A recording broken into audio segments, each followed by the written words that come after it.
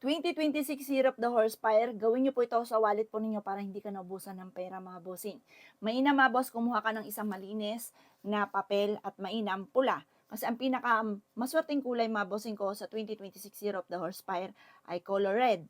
Kaya dapat meron kayong ganyan. Tapos mga bossing ko, isulat niyo po dito 369.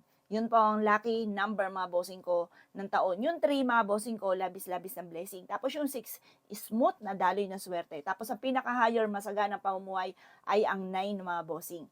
Tapos, ilagay nyo to sa wallet ninyo.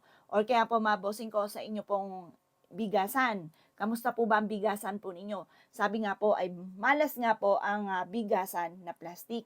Dahil kahit halimbawa may paparating na palang na pera, niisip po na kagad pambayad lang ito. Parang hindi nagtatagal sa inyo ang pera. Parang mabilis na nauubos, lalo na sa taon ng 2026 Year of the Horsefire.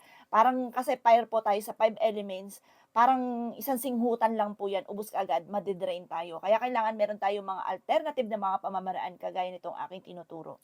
Mainam mga bossing ko yung bigasan ninyo, porcelain or kaya yung mga banga, yung mga ceramic. Pwede po yun. Pagkatapos mga bossing ko, mainam, sa ilalim ng inyong bigasan, lagyan nyo rin po siya ng 369 sa pinakailalim. Upang sa ganun mga bossing ko, hindi ka makaranas na nasisimutan ka ng pera, laging siksik-liglig at umaapaw ang inyong bigasan. Ibig sabihin, marami kang pera. Marami kang pambili ng bigas mga boss. Kaya wag na wag niyo po yung kakalimutan. Napakaswerte po niyan. Kayo mismo magpapasalamat sa pampaswerte ito matapos niyo po itong gawin. Pagkatapos mga bossing ko, ganun din yung inyong kaha. Halimbawa, matumal yung inyong negosyo. Lagyan nyo rin po ng pula na ganito mga boss. Tapos nakasulat, 369 mga bossing. O siya mga bossing ko, good luck po sa inyong lahat. Gawin niyo po ito at kayo mismo magpapasalamat sa pampaswerteng ito dahil kumbaga, mas magiging magaan yung daloy na swerte. Kung ngayon 2025, wala kang ganito, ngayon darating na 2026, subukan nyo po yung tinuturo ko. Tapos tuwing umaga, pag halimbawa nakita nyo yung wallet niyo, bumili ka, tapos nakita mo, ay parang umuunti na, sabihin nyo, ay maraming pera ang darating sa akin. Tingnan nyo po yan, makapangyarihan ang ating bibig, ang ating pandama, ang ating isipan. Kaya dapat lagi nyo i-mindset na maraming pera ang darating sa akin, hindi na ako maubusan ng pera. Sa darating na 2026, baguhin natin yung sistema natin na paladaing, iniisip natin laging wala, laging meron. Kahit hindi natin alam, ako nga po mga boss, minsan may pagkakataon din sa akin na parang mauubos na.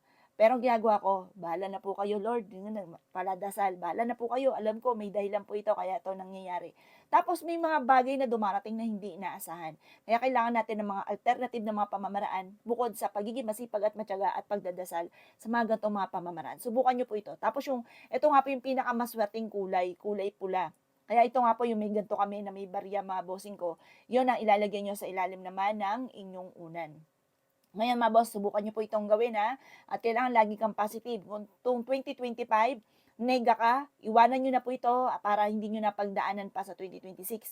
Mabago-bago naman. Kasi sabi nga po nila, kasi sa year of 2026, year of the horse fire, yung fire, mas lalo tayo madidrain kapag wala tayong mga ganito. At kaya pag naging negatibo ka, mas nega talaga ang mga magaganap. O paano mga bossing?